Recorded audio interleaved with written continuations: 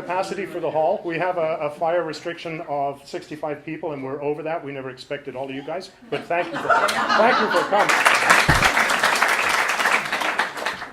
Well, you're pretty amazing. I'll tell you, all the years I was selling books, I dreamed of having a whole audience half an hour before the event. And this is pretty wonderful. So we welcome you all. And it's really wonderful to be able to celebrate with Brian with this wonderful achievement of sea trial. We have a few people that we would really like to acknowledge, and I think that there are people from Brian's family and Hatsumi's family that have come for this, and I wonder if you would all stand up just so we could give you a hand.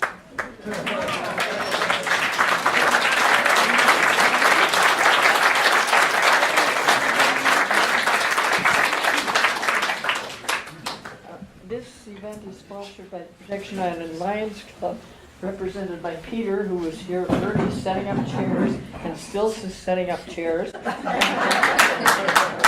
And Jay might have given him a hand with that. The Protection Island Book Club has been amazing in support of Brian. They had him for a reading, and I've never seen this before. The book club actually was writing letters to publishers to tell them to get Brian's new book out. So we really need to acknowledge that. And that was with Marion Graham, and she was away for a few days, so Pauline Taylor picked up and got the word out, and we're grateful for that. Wasn't it wonderful to come and hear the music this morning? You know,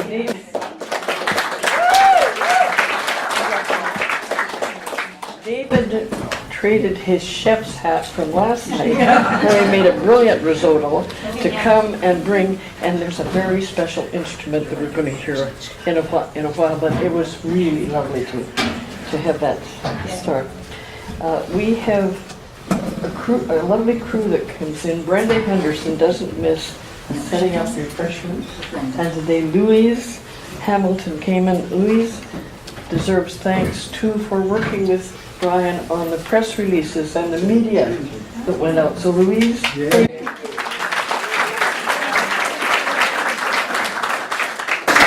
For those who are not familiar with protection, there are washrooms, there are fire exits, and refreshments will be served after we get together, after we have some time to hear Brian and then to have questions. We have a couple of really special guests here today. Derek Lundace is here. You probably would know him from his book, The Godforsaken Sea, and David Young, who wrote The You Chuck Years. They stand up. Stand up. Yeah. Let's have a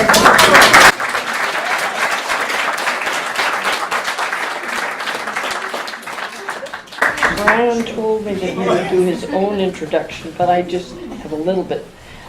This is his fourth book, and it's the story of Brian, his 30-year-old, his trip circumnavigating Vancouver Island with Hatsumi, and his 30-year-old trial documents from his father's malpractice suit. So it's an amazing book. It just puts two journeys together, and can't say anything better than an author, a real author can say it. So I just copied Derek Lundy's words, and I'd like to read. Sea Trial is a riveting account of two intertwined voyages of adventure and introspection. Brian Harvey writes with wit, intelligence, dry modesty, and a high style as he tells the story of a hazardous and difficult sea passage and an exploration of his father's long ago malpractice trial. It's a fascinating and wholly engaging book. Please welcome Brian.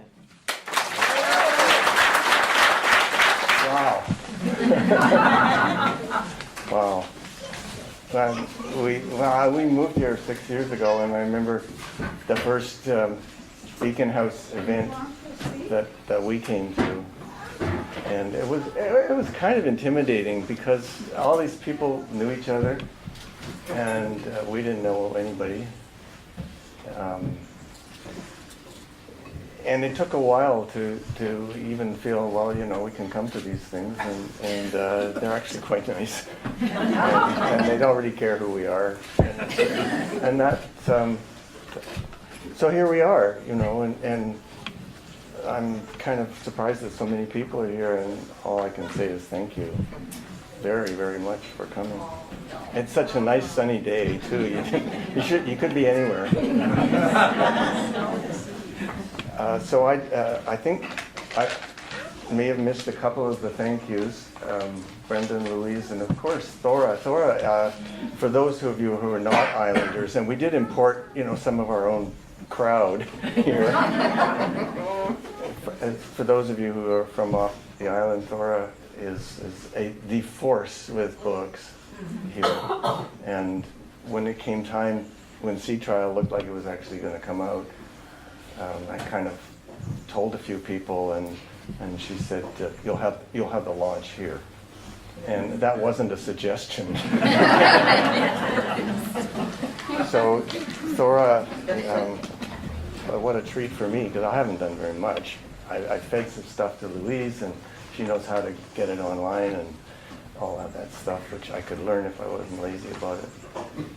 So thank you for both of you, and Brenda for the shopping and serving and all of that. Thank you so much.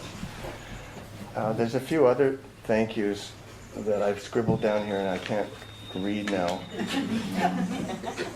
I have to thank the publisher, ECW, in Toronto. They published my first book, and it's one of the best independent publishers. And it's started and run by a guy, well, two guys actually, but the one that I dealt with most. Is the kind of guy that if he likes your writing, he's going to publish you, and he's not going to worry too much about how well it sells. If he publishes you twice, he's probably starting to worry about how it sells. But I owe them a great big thank you. Unfortunately, they're not here, but maybe they'll hear about it somehow. But finally, I want to thank my wife in some detail. And this is, you don't start out, I didn't start out to write about myself or my family or my father or anything like that. And it was quite a while before she actually read the book. And I was, well, frankly, kind of nervous to see how she felt about it, because she's in it, and she said it's okay. So that was a big relief. Hatsumi, on all of this, is, you know, the book goes into this, and there's a lot that I'm not going to go into. But she didn't really set foot in a sailboat or any kind of boat until she came to Canada, which was 2000. In 2000. So yikes! Wow, almost 20 years.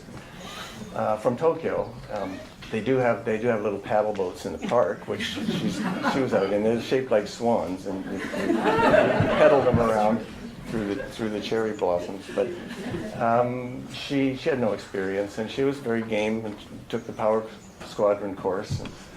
And it's interesting when you do something difficult like this with your partner.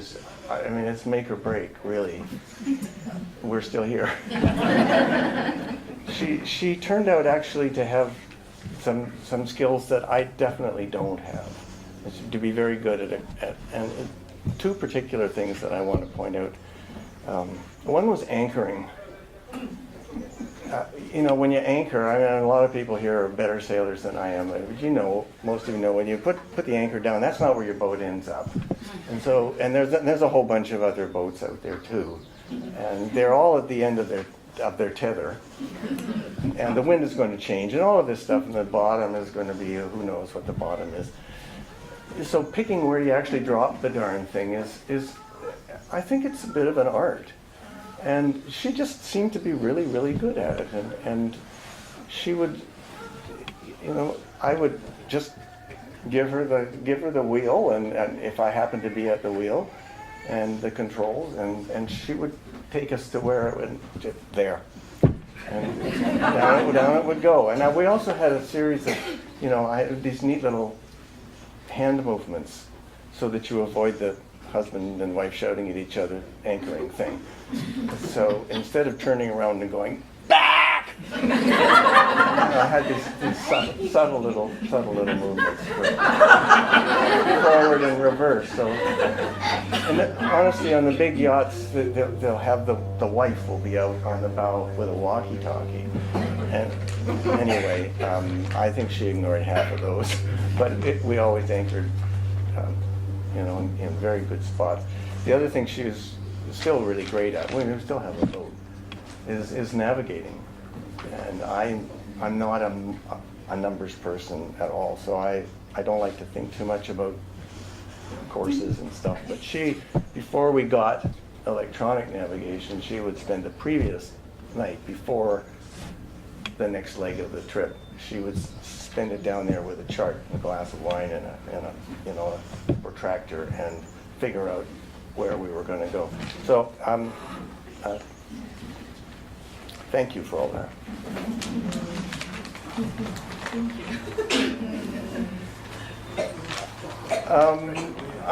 What I want to do in the time we have, and it is a nice day, so we're not going to spend forever here. I want to say a little bit just about the book, not what's in it, but just about its genesis. And I want to read a little bit, and I have a really good publicist in Toronto who's doing all of these, setting things up and so forth. And she says 7 to 10 minutes reading, no more. After 10 minutes, they'll start dropping off or checking their phones. So I checked around in the book, and I found a passage that's 10 minutes long exactly. And you're not allowed to check your phones until the 10 minutes are up. At any rate. When I have been interviewed about the book, the question always seems to be, why did you write the book? And there are two reasons. Well, they ask, did you set out to write a book? The answer is no, but I always take notes. I am always taking notes on everything. Some people in this room, my old friend Yogi Karlsfeld back there, who we worked together for, 10 years with World Fisheries Trust.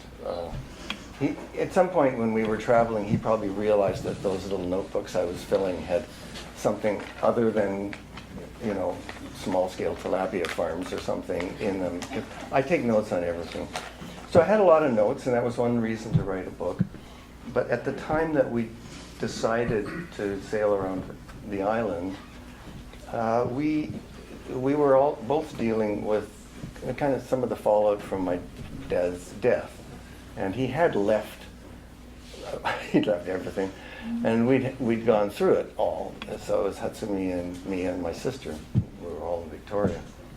And we went through it all. And one of the things that I found was records for his malpractice trial, which had always been, for our family, it had always been the elephant in the living room, because what had happened very briefly is that about 10 years after he retired, he was a neurosurgeon in Victoria. There was a knock on the door, and it was a sheriff with a summons, and he and two other doctors and the Victoria General were being sued for malpractice in the case of an infant who had hydrocephalus. I decided to take some of this stuff with us while we were traveling, which was really not a bright idea, but and to start to get familiar with the material.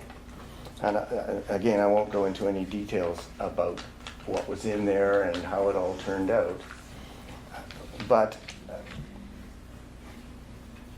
I did feel that I was, perhaps I should write a book, because I could maybe write the book that he wanted to write, or at least write about what he wanted to write about.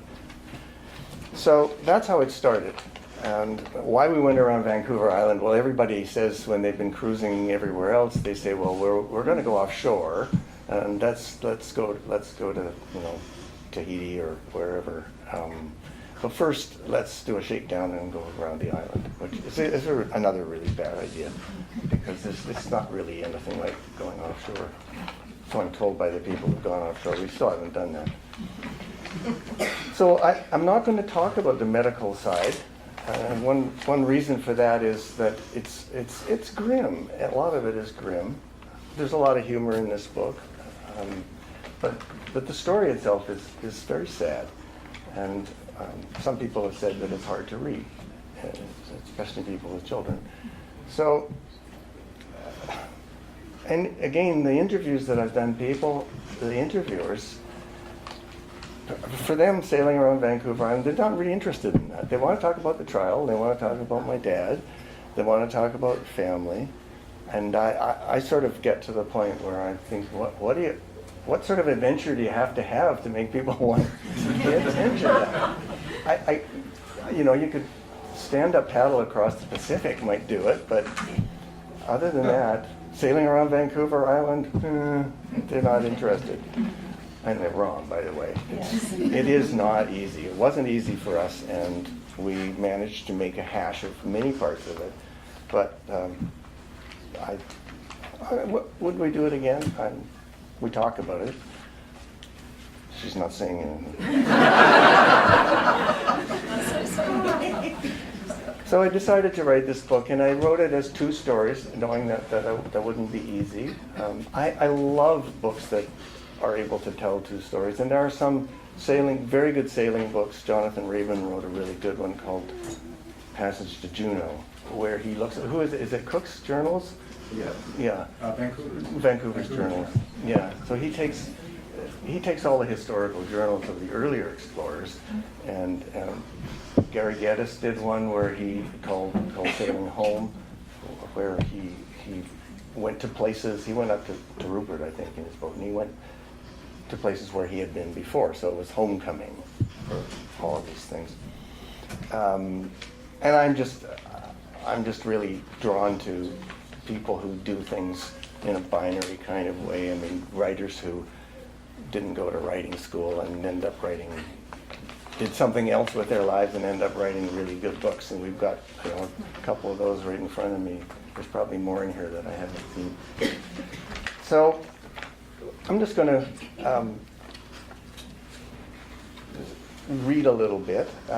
Before I do that, the boat and the crew, nobody here, a couple of people here probably remember Vera, the boat that we went in. Vera was much grander than our present boat. She was 34 feet. And she was an offshore boat, double-ended, canoe stern, so just an absolutely gorgeous boat. Too much for us to handle properly, probably. She wasn't easy to handle. She was full keel, so she steered like, I don't know, I've never steered a semi-trailer, but sometimes, especially as the dock got closer, it felt like that. We had Charlie with us. Charlie's not with us anymore, but he's in the book. And a lot of people here will know Charlie. My theme probably is that when you go off in your boat, everything goes wrong. And that comes back time and again. A little bit of that in the 10-minute excerpt that you're about to hear. I wanted to tell a story about things that go wrong, but not something that's in the book. And at another event over in Vancouver, Hatsumi and I were reminiscing. She reminisces with her journal, and I reminisce with the log, so we can sort of argue about who's right, because we wrote it down differently. But we were remembering a time where the engine had gone out just at the entrance to Fulford Harbor, and the engine had gone out, and I had tried to tow the boat with a dinghy, and because I was stubborn, and the ferry kept coming in and out, and so I had the VHF with me, and the problem was that the dinghy, we had just acquired it, and it was a wreck, and it had no gunnels on it, so that when you rode, the gunnels moved instead of the... But I'm not going to tell that story. Another one happened last week, so I'll tell the freshest one, and this is just, like, boating is embarrassing. We have this nice little 31-foot fiberglass sailboat. It's over there by the Dinghy Dock Ferry, and but we've had it for just a year and a half, so we're still getting used to it. And so I did all the maintenance this spring, and I was so happy with myself. It's all done. I've done all the engine maintenance, and I've even got the varnishing done, and it's great. And let's go out. Let's go out for our first sale. So when was this? Last weekend. And so we started up the engine. I run the engine all the time during the winter to charge the batteries. And I thought everything would be fine. It was running fine, and it was running fine. But we got out past the fuel dock there, and it just wasn't. There was no power in it, and it wasn't even responding when I turned the wheel. And it was vibrating. That's right. The binnacle was doing this in my hand, and I thought, okay, well, I've done everything. I know the engine is fine. I know everything's fine. It's fine. And we even passed some people. We passed Summer and Steve going by in their boat, and they were having a great time. And I was so embarrassed because we had turned around and we were going back. And I said, well, that was the shortest trip we had. So we got back to the dock, and I said, it's got to be barnacles.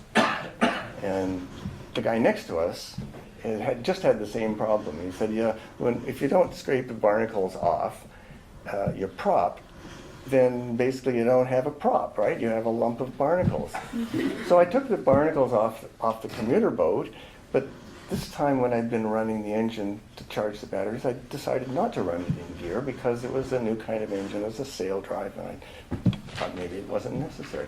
So anyway, we had a prop covered with barnacles, and basically we couldn't even dock the boat. We had to throw we couldn't stop it. This is really embarrassing. But in the good way of boats, the way things ended up was a couple of days later, I had been running around finding my swim goggles and getting ready to dive the thing because I can't even take it down to get it hauled out. Can't control it. And there was a scuba diver on the next boat, and he was cleaning someone else's bottom. And I just said, I got $20. Will you do it? Yes. So he just swam over and cleaned off. Isn't that great? I am now going to read a 10-minute excerpt because if I start doing now, who's bought a book and doesn't mind if I read from it? I don't want to seek it. Oh, okay. Oh, thank you. I think my hands are clean. I don't mind your fingerprints. Oh, okay. More valuable. Okay. Right. Okay. So there's a chapter in here called the Lasqueti Triangle, and it's called the Lasqueti Triangle because we have very good friends that live on Lasqueti. And that's what they call it, because people get to their place. They run an oyster farm there in Scary Bay, and people get to their place and they don't want to leave. So it's the Lasqueti Triangle. And this, I will find it. I think I've read this book 100 times. There it is. Okay, so it's leading up to the Lasqueti Triangle.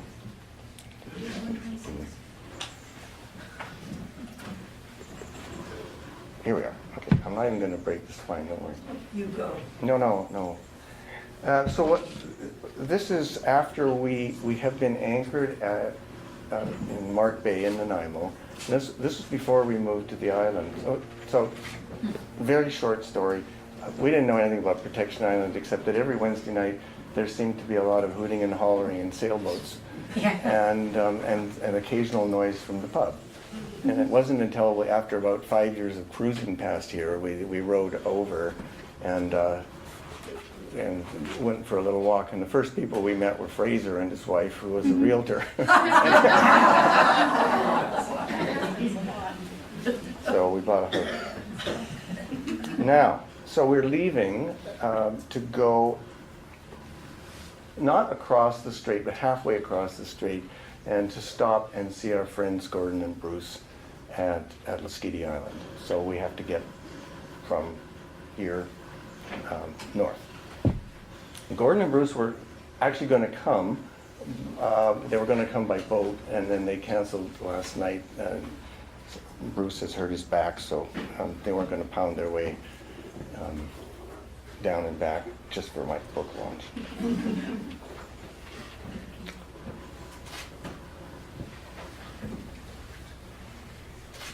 The Lasqueti Triangle. It was still windy in Mark Bay the next morning, but the wind now came from the southeast. When I poked my head through the companionway, everything had changed, as though a completely new fleet had snuck into the anchorage in the dead of night. The James Island Belle and its Banshee windmill hung way off in the other direction. Now we threatened to tangle anchors with a 40-foot powerboat that I'd hardly noticed the day before. The wind shift had rearranged everything. Southeasters were a mixed blessing. Going north, as we were, they came from behind and made for easy sailing. But they could also be storm winds, accompanied by several days of blustery, rainy weather. But we weren't going to get to the Nawiti Bar by sitting in Mark Bay and fretting about a southeaster. I listened to the weather forecast while Hatsumi made breakfast. "Looks like a couple of days of this," I said, scribbling down the long-range prognosis. "Uh-huh. 25 knots late this afternoon. Charlie needs to be fed. And Whiskey Golf is active today." That got her attention. Today? Whiskey Golf, area WG on the chart, is a modified parallelogram dropped over a 10 by 15 mile stretch of the Strait of Georgia, like a haphazardly surveyed building lot in the middle of an uninhabited forest. It's one of two military exercise areas off Vancouver Island. The other one, Whiskey Hotel, on the west coast, not far from Victoria, was almost 2 months away for us. By some arcane political arrangement I couldn't even begin to fathom, both were shared with the United States. Whiskey Gulf, the bigger of the two, is used by the US Navy for testing torpedoes, which could be fired from submarines, airplanes, or boats, and whose movements were tracked by an underwater cat's cradle of sensors. But when Whiskey Golf was active, you had to go around it. And that wasn't always easy, especially in a sailboat. I imagine the joint committee who decided the boundary of Whiskey Golf, where it runs close to the shore, defining what the Canadian Department of National Defence calls the transit area. Uniformed men circle the chart table, pondering the route that Vera will have to take. Ash drops from cigarettes, glued between thin lips, and the harsh overhead glare bounces off crew-cut scalps. Finally, a retired U.S. admiral leans forward, brushes cookie crumbs off the coffee-stained chart. He taps the chain of nasty reefs that follows the Vancouver Island shoreline for 5 miles north of Nanoose Bay, where the naval base is. "How about right here, gentlemen?" He inks a wavering line following the prickly shore. "Send him past those big old rocks, turn him up here, past those, what do you call them, Bolinas Islands. Let's leave these boaters, 1,000 yards of sea room? Hell, that's 10-foot ball fields. What do you all think?" "Sounds good to us," say the Canadians in unison. And it is. I was born in the U.S., by the way. But today might be ugly. "Shikataganai," said Hatsumi. "It can't be helped." So the wind rounded in after us as soon as we cleared Departure Bay. We got the jib out with a minimum of clattering and cursing and settled into the long downwind run. "Not so bad," I said. "We'll be at Lasqueti Island in 4 hours." But I was wrong. We made good time along the western edge of Whiskey Gulf under jib alone, passing the surveillance dishes and domes that encrust Kelsey Island by noon. But the southeaster behaved as advertised, building under darkening skies, until by the time we were nearing the final turn at Bolinas Island, where my resentment toward all that military hardware whirring and clicking deep inside Whiskey Gulf builds to a peak, the incessant roll and lurch of a downwind passage was turning Charlie green. "I'm taking him below," said Hatsumi. "He's scared. Look." "Don't do it." Charlie did look miserable, wedged in a corner, his ears laid back. You'll get sick, really. Vera slewed violently. Charlie scrabbled at the seat, and Hatsumi scooped him up, and he disappeared with him down the companionway. I brought Vera around 90 degrees just as Lasqueti and Texada Islands, the landmarks that mattered, began to dissolve behind curtains of rain. And the change in course brought the wind on our beam, and it felt twice as strong as it did when it was behind us. So we started to roll, a slovenly wallow that put one rail in the water and then the other. I heard a bang from below, followed by a moan. A cabin locker had burst open, dumping shoes and bottles over the two forms curled up on the floor. "Gotta get the main up," I called down. "We're going sideways." And by then it was clear that whatever could go wrong would go wrong. The main halyard got away from me just enough to snag around one of the steps that run up the mast. I managed to get 20 feet of sail up before it refused to move further in either direction. And so I secured what I could, and Vera began to move forward again. But by now the rain had arrived in earnest. The coast of Lasqueti Island, which I knew had only one opening where we could find shelter, became a gray blur. My glasses misted over. Where are we? When I peered below, all I could see of Hatsumi was the soles of her shoes, poking through the bathroom door. Small bottles of Japanese cosmetics rolled past her. As I watched, the rest of my wife emerged. She was clutching Charlie, still in his orange life jacket, but her face was white. "I'm sorry to bother you, but I really need a position. I can't see the opening to Bull Channel." "Can't look at the computer," she croaked. "Get sick." This was the first year we'd used electronic charts. We had them on a laptop, and we were still getting used to the seductive belief that you knew exactly where you were. But the laptop was jammed somewhere secure now, so we were back to the old system of paper charts. I took a quick look at the radar, which confirmed that the shore of Lasqueti was only a half a mile away before my own gorge rose. "Well, use the old GPS then. Just give me a fix. Come on, I can't leave the wheel." More heaving. "We're on a lee shore." I reminded myself that alarm in my voice would only increase hers. "Honey, the lee shore is, or should be, very high on the sailor's list of to avoids. A lee shore is a shore you're being blown onto. A lee shore you can't even see, I was finding out, was extra frightening. In a westerly, the entire west coast of Vancouver Island is the ultimate lee shore. That's why it's called the graveyard of the Pacific. That's where we were going. "I'm trying," I heard faintly from below, and she was, on her knees and clawing at the chart table where the elderly GPS was fixed. Finally, a shaking hand fluttered a hastily folded chart at me. I grabbed it. I found Hatsumi's weakly penciled dot and circle that represented our position. "Holy crap!" I spun the wheel. If we hadn't been socked in, I would have seen breaking waves on the island's distinctive black cliffs. Any closer, I might soon be hearing them. I started the engine and put the bow back into the waves on a course that should take us clear of the rocks, even as we went sideways. We settled in for more uncomfortable slogging. It was pouring now. It took another hour and several more nauseating fixes before I finally saw the entrance to Bull Passage. It really was framed in surf. "Just a little longer," I said to Hatsumi, who had finally joined me in the cockpit. She was still white as the sail I couldn't get down. We went wide around the corner, then hard over into Bull Passage. The rolling ceased. The engine stopped gulping, and by bringing the main in tight, I was finally able to get it down. Even the rain stopped. Just like that, the coast proved once again that your punishment can end abruptly, leaving you wondering what happened. I shut down the engine, let the jib out again, and went below to put on some cobweb-blowing music.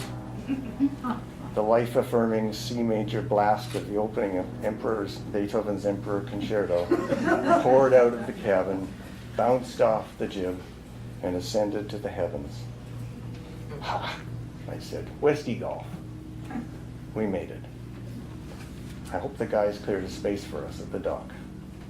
Vera surged ahead, steam rose from the drying decks, and Beethoven caromed off the cliffs on either side.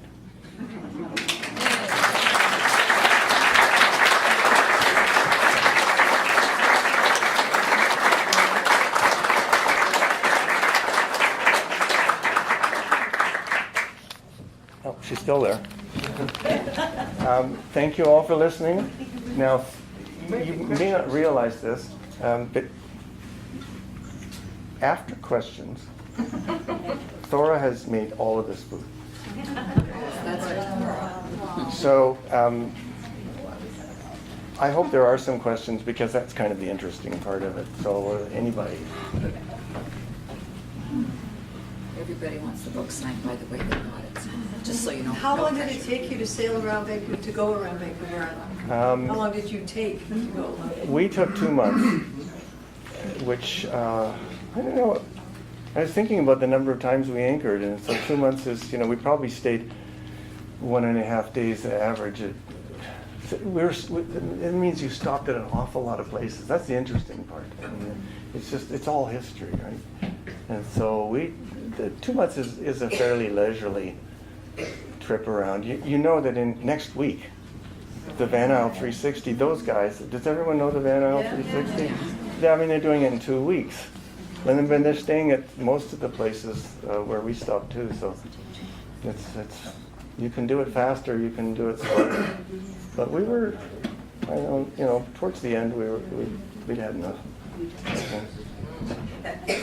Any other questions? What kind of boat is it? What is Vera? Vera was a Krelock 34 a Pacific Seacraft, built in somewhere in the east coast of the U.S. Just built like a fiberglass that thick. It was a heavy boat, but a wonderful boat. We just don't ask what happened to Vera.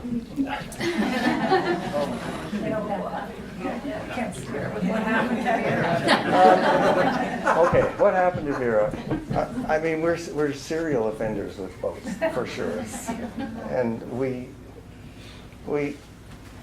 decided that we were doing, not enough sailing and too much power boating, because a lot of the time there wasn't any wind. It might have been horrible, but there wasn't any wind. So you used your engine lot. So we thought, well, we'll get a power boat, which, like, for a sailor to buy a power boat, it usually means they're over 65, or it means, I don't know, they've lost their mind or something. But people do it, and we sold Vera, and we bought a wooden. It's called a Grand Banks. It was built in 1967. Just a lovely, lovely powerboat, which had a brand new engine in it. And we did a lot of exploring, and that was a boat called Odin. Did a lot of exploring in Odin. And then we moved to Protection Island and couldn't maintain the boat, which started to go to pieces sitting out there. So sold Odin. And we got a big aluminum boat, and when we realized we couldn't afford the aluminum boat anymore, and sold that and bought a wonderful sailboat, which is 31 feet long and a lovely, simple, easy to sail, easy to maintain. What's her name? That's Iruka. Iruka means dolphin, and she's tied up over the next dock from the ferry. Oh, okay. Yeah. I'll get it after.